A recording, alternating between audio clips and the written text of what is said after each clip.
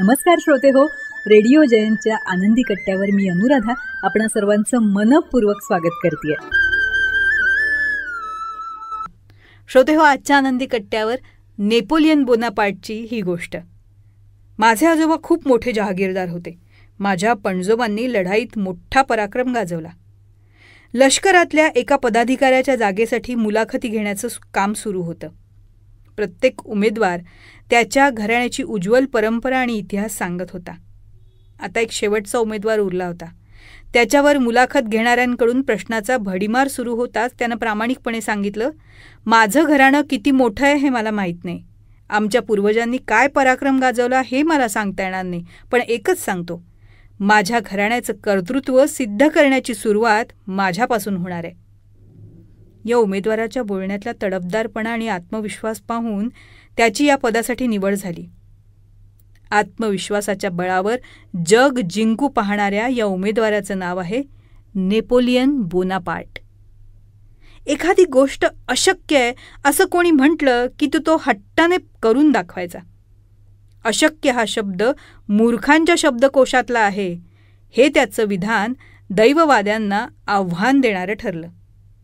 प्रयत्नवादी माणसं काहीशी हट्टी आणि हेकेखोर असतात.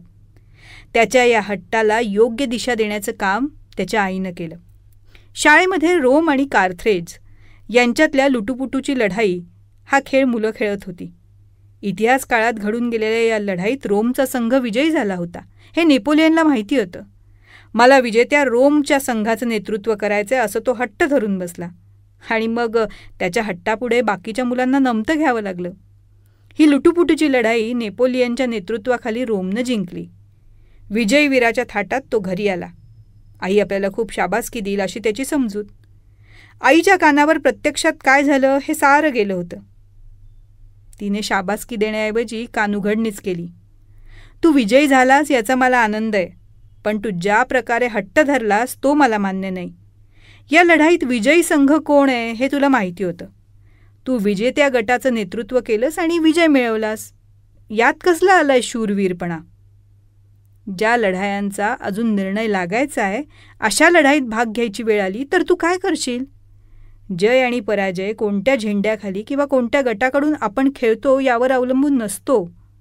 हट्ट धरायचा असेल तर असा धर की ज्या गटाचं मी नेतृत्व करीन तो विजयीच होणार. आईच्या शब्दांनी नेपोलियनला आत्मशोध घेण्याची प्रेरणा मिळाली आणि सतत विजयी होणं हाच त्यानं आयुष्यभर ध्यास घेतला. विजय मिळवण्यासाठी काय काय डावपेच लढवायचे याच विचारात तो सदैव मग्न असायचा. प्रतिपक्षाकडे भरपूर सैन्य असेल तर अशा प्रसंगी शत्रूवर मात कशी करायची, शत्रूनं कोंडीत पकडलं तर निसटून कसं जायचं, प्रतिपक्षाचा डाव त्याच्यावरच कसा उलटवायचा, या साऱ्या गोष्टी त्यानं प्रत्यक्षात कागदोपत्री आखलेल्या आराखड्याप्रमाणे करून दाखवल्या. प्रतिकूल परिस्थितीचं अनुकूलतेत रूपांतर करणारा महत्त्वाकांक्षी युद्धनेता म्हणून सारं जग नेपोलियनला आज ओळखतंय. श्रोते हो, प्रतिकूलतेत अनुकूलता शोधणं आणि त्याचा उपयोग आपल्या प्रगतीसाठी करून घेणं चतुर आणि ध्येयवादी व्यक्तीचं लक्षण. प्रतिकूलता आहे म्हणून रडत न बसता त्यात आपल्याला अनुकूल असलेली संधी कुठं दडली आहे याचा शोध घेणं हे आपल्या प्रगतीसाठी आणि यशासाठी नेहमीच महत्त्वाचं असतं, हे आपण कायम लक्षात ठेवायला हवं. तर श्रोते हो, आजचा हा विचार तुम्हाला कसा वाटला याविषयी आम्हाला आपल्या प्रतिक्रिया जरूर कळवा. त्याचबरोबर रेडिओ जयंतनं चतुरस्त्र हा पॉडकास्ट सुरू केलेला आहे आणि या पॉडकास्टमध्ये प्राध्यापक, लेखक, कवी, नाटककार श्री रमेश कोटस्थाने यांच्याशी साधलेला दिलखुलास संवाद आपण बघणार आहात. या संवादाचे दोन्ही भाग आपण आपल्या चॅनलवर अपलोड केलेले आहेत, तेव्हा हे दोन्ही भाग जरूर बघा. ते तुम्हाला कसे वाटले याविषयीच्या प्रतिक्रिया नक्कीच आमच्या कमेंट बॉक्समध्ये लिहा.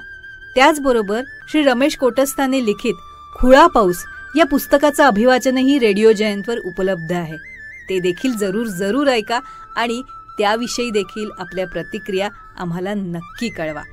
आणि दर्जेदार कार्यक्रमांसाठी रेडिओ जयंत लाईक करा, शेअर करा आणि सबस्क्राईब करा.